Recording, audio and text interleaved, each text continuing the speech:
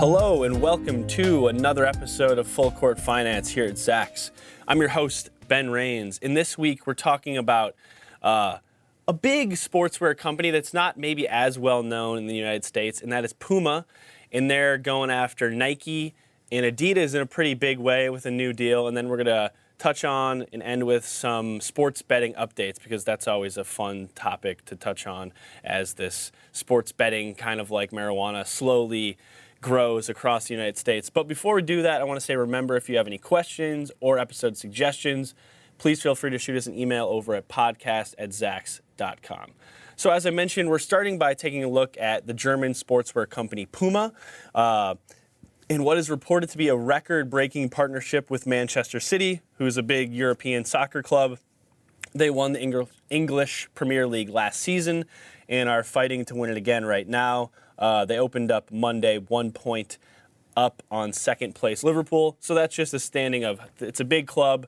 And the deal, which was announced last Thursday, is reportedly worth $86 million a year over a 10-year period. So for around $860 million over the next decade. Nothing was officially said by either Manchester City or Puma. So this is based on reports from ESPN as well as some other sources. And the deal itself begins in the 2019-2020 season. So basically for these European soccer clubs, it'll be this summer once the current season's over. And Puma is taking over one of the biggest teams in the world from Nike. So Nike didn't renew its deal, or maybe Puma outbid a deal that Nike wasn't willing to go above. And this comes after Puma lost what is arguably their biggest team before this, London-based Arsenal, to Adidas starting next season. So they lost one big club in London and gained Manchester City in the process over the season. So as I mentioned, Arsenal announced back in October that they were signing with Adidas for a 5-year deal that's worth reportedly £300 million.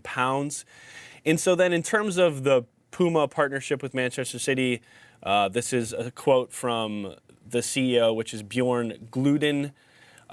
Puma's partnership with City Football Group is the largest deal that we've ever done, both in scope and ambition, and we want to maximize our on-field performance as well as soccer culture in areas such as music, gaming, and fashion to connect and inspire the fan base of each team. So he mentioned in that quote City Football Group and didn't say Manchester City, because interestingly enough, this team is actually owned by a huge group. It's out of Abu Dhabi, and it's called the Abu Dhabi United Group. They own 87% of City Football Group, which the other 13% is owned by a Chinese company called China Media Capital.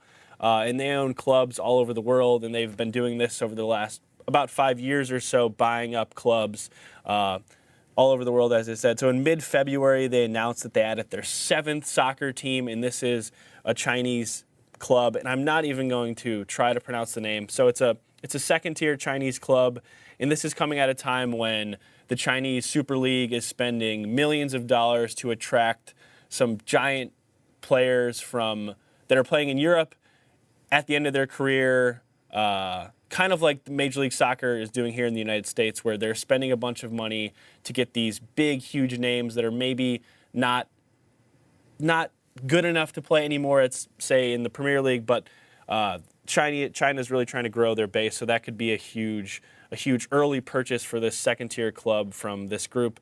They also own, obviously, Manchester City, Melbourne City in Australia, and then a few other clubs. And they also own a team in Major League Soccer that's actually the only team that's not a part of this deal, and that is New York City FC, and that's because all of Major League Soccer has a partnership with Adidas, so that's interesting there. And then on top of that, the clubs on the youth level and then the women's teams that Manchester City owns will also be sporting Puma over the next decade. And so now we're going to talk a little bit about how this deal stacks up and why it matters so much to Puma, and then this larger scope of Nike and Adidas and even Under Armour in this global sportswear market. So in 2014, Adidas offered more than $100 million a year to Manchester United to take over their sponsorship from Nike. And Manchester United is arguably the most well-known team in the world. It's also a publicly traded company, for those of you that didn't know that. It trades under Man U, so just MANU.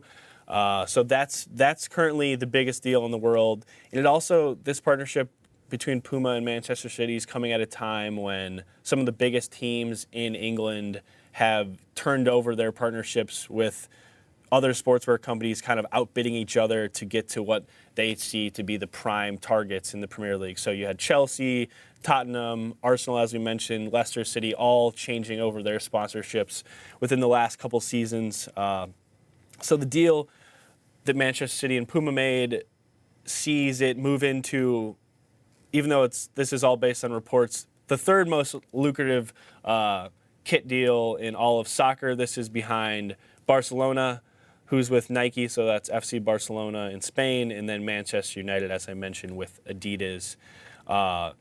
This is coming at a time when Puma is really trying to jump back into sports, and Manchester City is a team that over the last 5 years the new ownership group has spent billions of dollars. They're buying some of the biggest players in the world, and they've, in a relatively short amount of time, gone from an underperforming team to one of the most well-known and best teams in all of European soccer.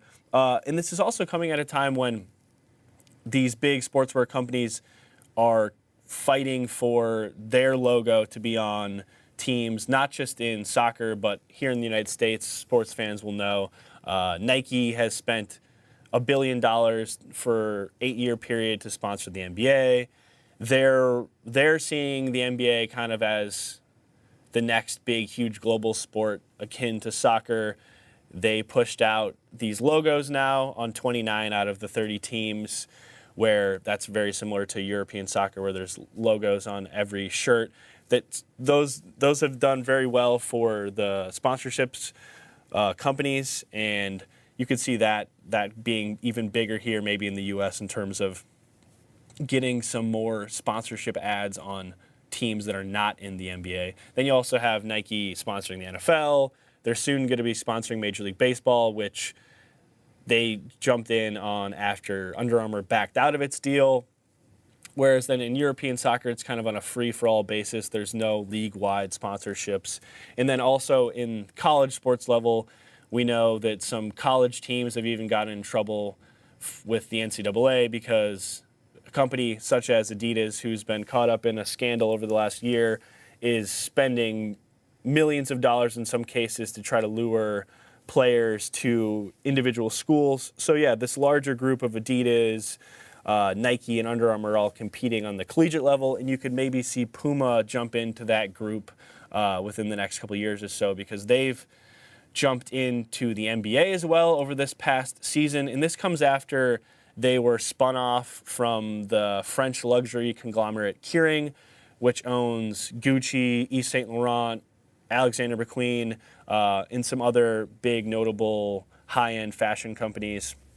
So they spun off their controlling stake in the German sportswear maker last year. And the move prompted Puma to return to the mid-cap index in Germany last June on the DAX exchange.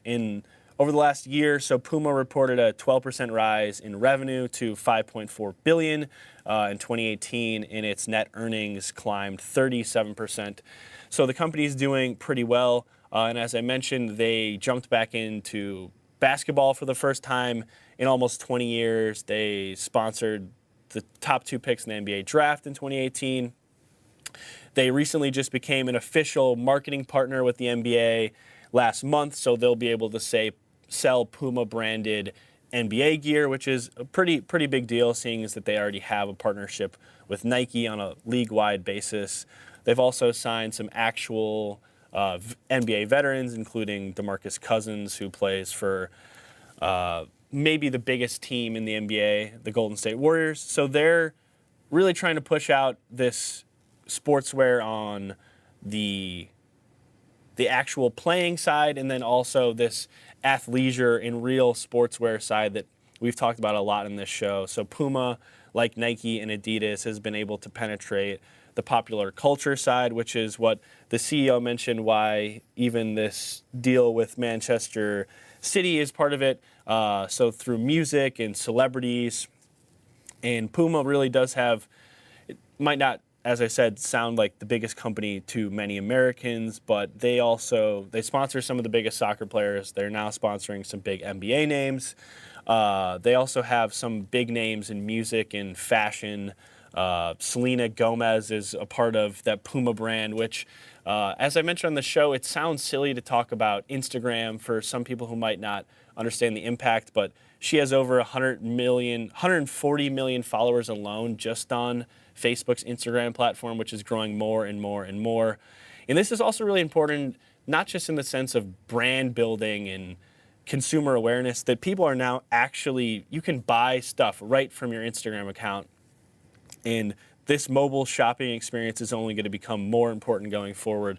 For instance, mobile accounted for over 50% of Nike's digital commerce revenue last quarter, and Nike's CFO expects the company's digital division alone to make up 30% of their overall business by 2023. So within 4 years, the CFO expects digital overall to make up 30% of total business, up from 15% right now. So really that mobile buying and mobile is really going to be huge going forward. So these platforms such as Instagram and Twitter are really important. And in terms of reach as a brand itself, Puma has 9.2 million followers. And this is just to give people kind of a sense on a global scale of how big these companies are, because even some of the revenue numbers aren't necessarily as relevant.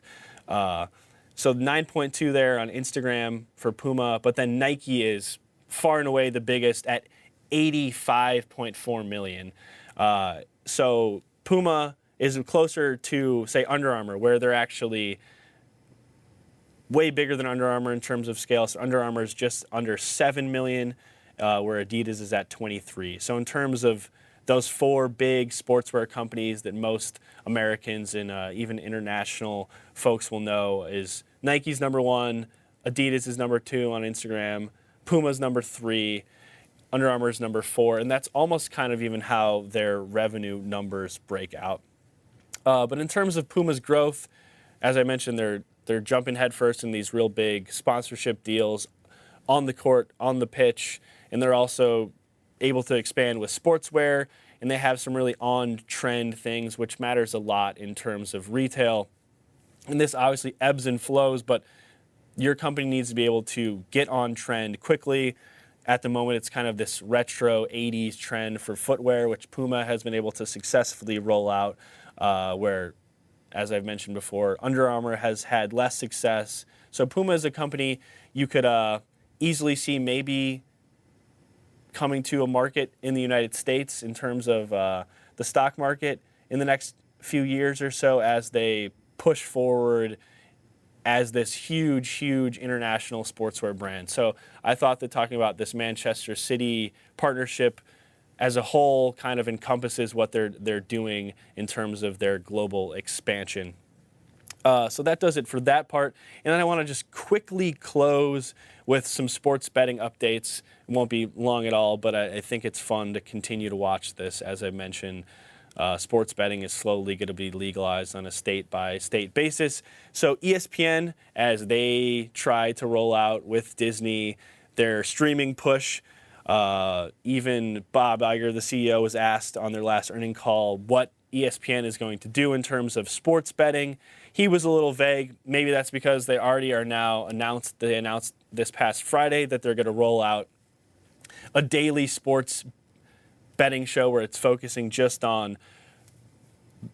sports betting. It's going to be an hour-long show every day. It's launching Monday, March 11th, so a week from now. It's called Daily Wager. It's going to be, as I said, a 1-hour program. It airs Monday through Fridays on ESPN News at 6 p.m. Eastern.